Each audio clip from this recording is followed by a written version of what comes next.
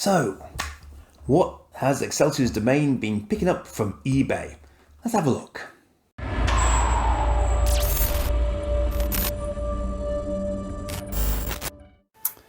Now then, this is going to be my Monday video this week, and I don't think I'll do a Thursday one because the eagle-eyed of you will have seen that I'm doing a big Cosmic Council shop tour on Wednesday night.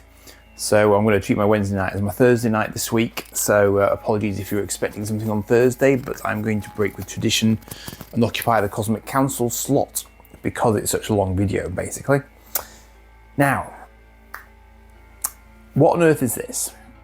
Is an excellent question because I don't really know. This was thrown at me by eBay. It was on for quite a lot of money, which I didn't particularly want to pay and didn't in the end. But it intrigued me.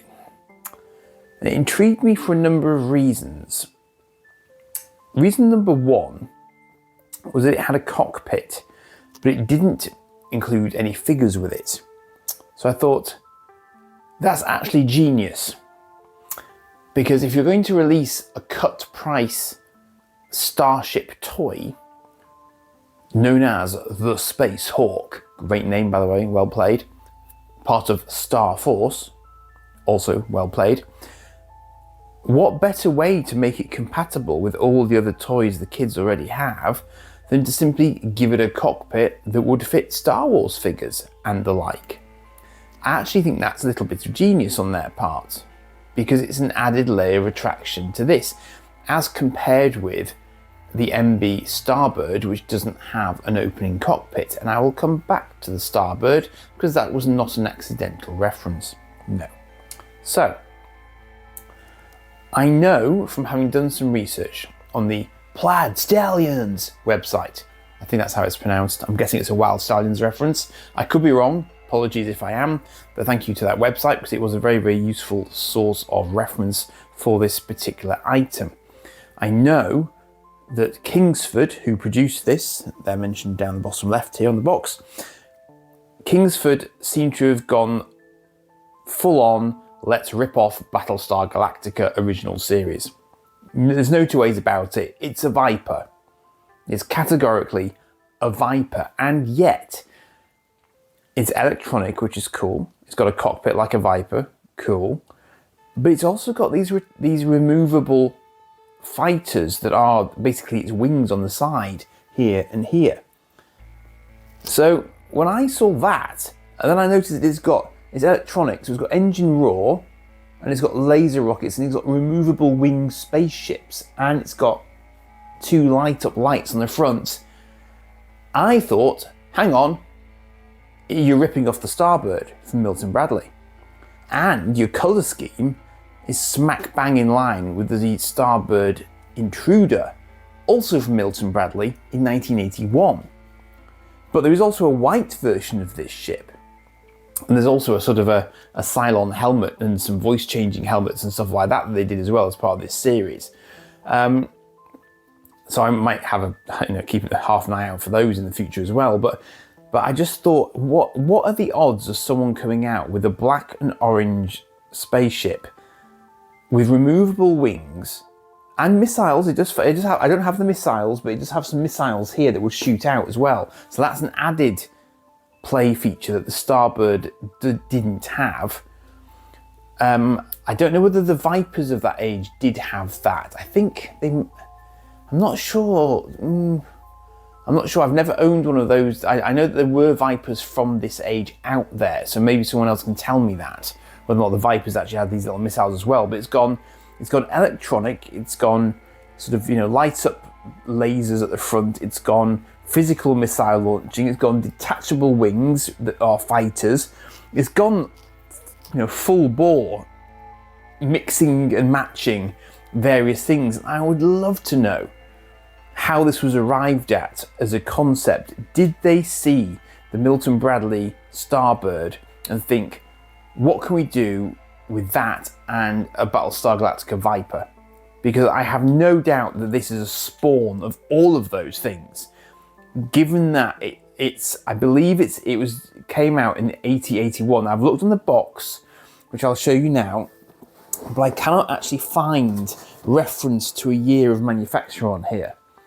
But we've got a sort of almost like a sort of Decepticon style missile there that comes out of the fighters, and you see that the fighters come off as its wings from either side there. Now, unfortunately, this is not powered.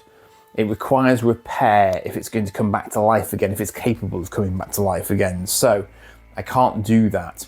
So it's got a mothership with 2 satellite winged spaceships and firing rockets, wing ships with rocket launchers, cockpit with hinged canopy, fits 4-inch figure not included, and then an electronic laser cannon at the front, and various decals, some of which appear to have made it stuck onto the top of the box for no apparent reason, possibly, unless that's just sellotape.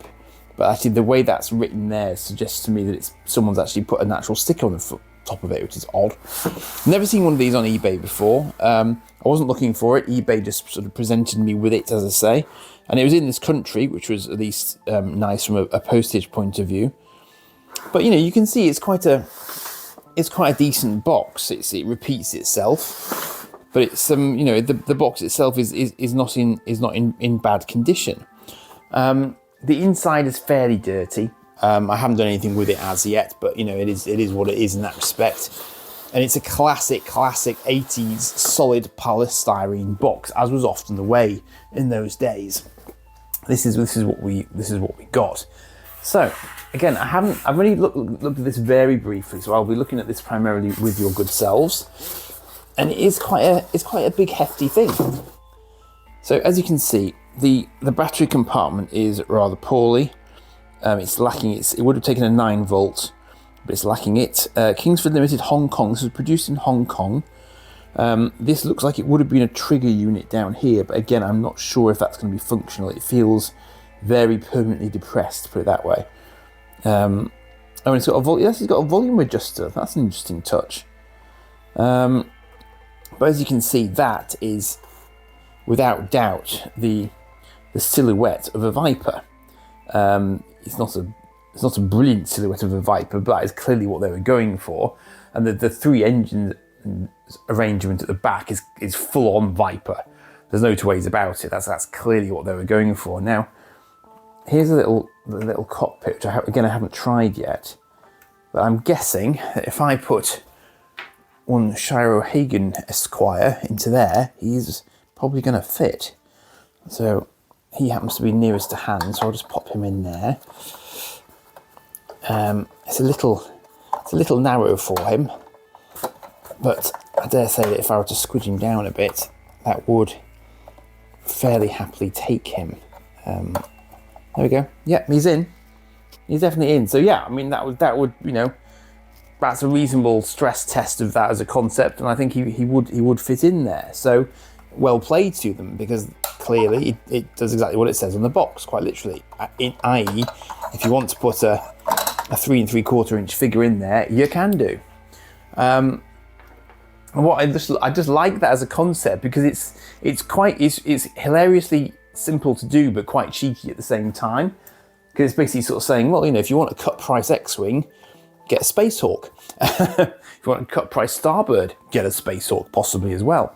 And you can see here that these are absolutely, exactly the same setup as a Milton Bradley Starbird.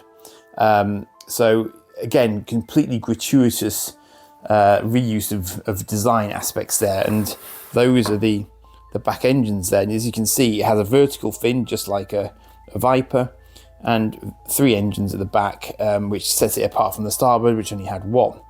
And there's the trigger unit, and you could fly it around by holding that. Now, that is very MB Intruder-esque as well. It's a sensible thing to do. I get it, because often spaceship toys can be quite hard to hold without sort of breaking a wing off or something. So again, that's actually quite clever. Whoever designed this had something about them, because it's very, very cleverly executed, I think, personally. Now then, this is one of the detachable wings, and that's good because it's chunky. You're not going to lose that. Clearly they've lost the missiles, but you're not going to lose that otherwise. Plenty of decals on it. It's quite a sort of a clear colour scheme being sort of gold and black, and I quite like that as a concept. It's clearly supposed to be a baddie, which apparently it is. And that looks like it would just slot on quite happily onto the side there. Yeah, there we go. So now it gives it a nice bit of support. You can still get your hand in there easily to fly it around the place, despite the fact that the fighter is attached. So again, very clever and very sort of positive firing mechanism there for where the missile would have been. As I say, sadly, no missiles with this example, but I do have another wing, which is nice. So I can restore it to how it should have looked just coming straight out of the box. I would love to hear from you if you had one of these and have any sort of memories of it.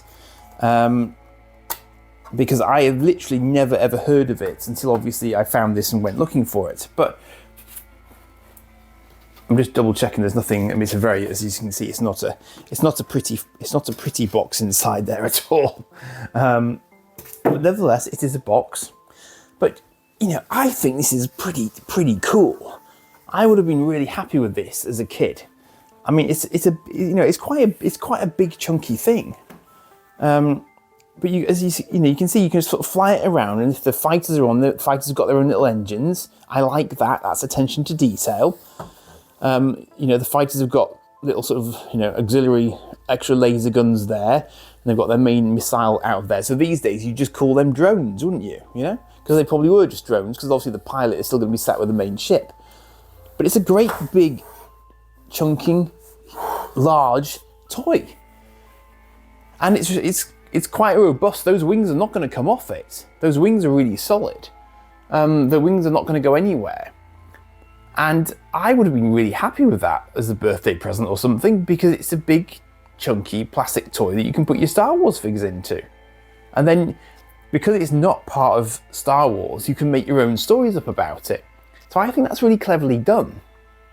And I think you've got to really hand it to whoever came up with this as a concept. I mean, yes, they're going to get sued by somebody, clearly, but other than that, they should do fine. But what was actually making me chuckle as well is that I said before, it would be like a cut price X-Wing. Well, look at the back of it.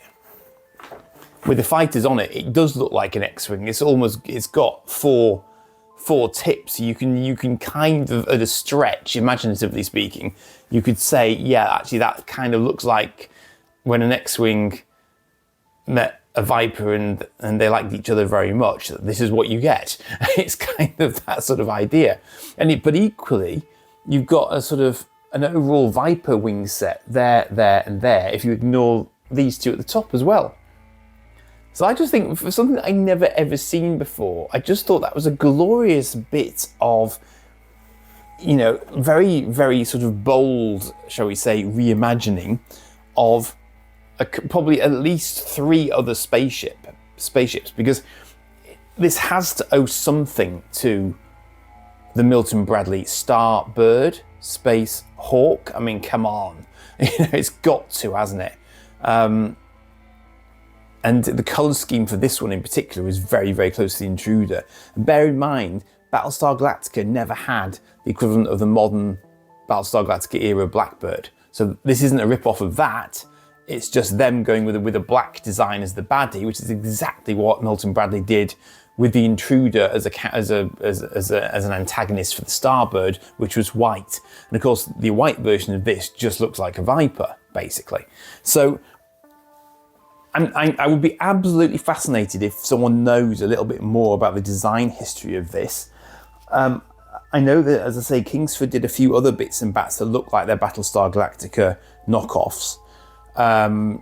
So I don't know if they ever did anything beyond those knockoffs. And again, I'd be interested to hear if they did. Because it sounds like they're an American company, although Kingsford, I almost thought they were going to be British. But apparently not.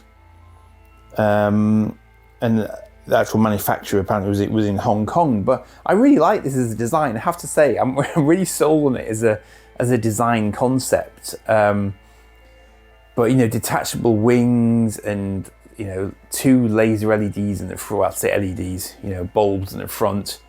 Cockpit's very clever. It's a very clever idea that actually Starbird could have been because they could have fitted a cockpit into the Starbird as well if they'd chosen to, but they didn't go in that direction. Maybe Milton Bradley, being larger, were actually more worried about being a target for lawsuits and so on, and being accused of sort of more directly copying Star Wars if they allowed for a figure going in, whereas these guys were probably a lot smaller, were already clearly, taking the Michael out of Battlestar Galactica, and so maybe they just didn't care as much.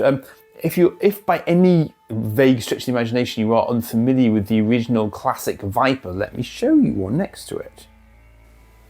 So this might possibly be the first time in history anyone's ever put an Eagle Moss Viper up against a Space Hawk. It's always possible, but that is what the two look like next to each other. And obviously, my Viper is a model rather than being something that you would play with per se. But you can see that the engine arrangement is virtually identical. Sort of long nose with a sort of an angle down there. Laser guns there, cockpit there, and a sort of tri-wing approach. So I mean, you can see what it's going for. Definitely a Viper. Borrow, shall we say, diplomatically. But you've got to hand it to them. They obviously they saw the opportunity, and they came up with something which they could probably argue is actually different to the Viper, because they've used this sort of clever technique for attaching the wings off a sort of pylons here. So their fighters start here. So obviously the fighter lower wing is this bit here, and they've got another wing coming out here, which the Viper just doesn't have. And then they could argue that, well, the X-wing doesn't have 3 engines; it's got 4, and they're configured differently, and it doesn't have the tail fin. So, as I say, I'm quietly impressed by whoever came up with the overall design of this, because it blends all these different elements together, and I'd love to have your comments on what you think of this as a design concept, because I think it's brilliant. And this was, as I say, if the year I've seen mentioned, which was 81, is correct, the Milton Bradley original Starbird came out in 78, and the Intruder came out in 81, so they would have had just enough time probably to have taken the Starbird as inspiration originally for the white version, and then perhaps release this as they were releasing the Intruder, having seen adverts for that and thinking, great, all we need to do is recolor our white one, stick it out there, and Bob's your uncle, we've got one that looks like it could be a Starbird Intruder lookalike, and we'll just call it the Space Hawk. Brilliant, very clever. So yeah, if you know anything more about this range, let me know in the comments, let me know in the live chat, and I will see you on Wednesday for a very long tour around Cosmic Toys. Cheers for now, do like and subscribe.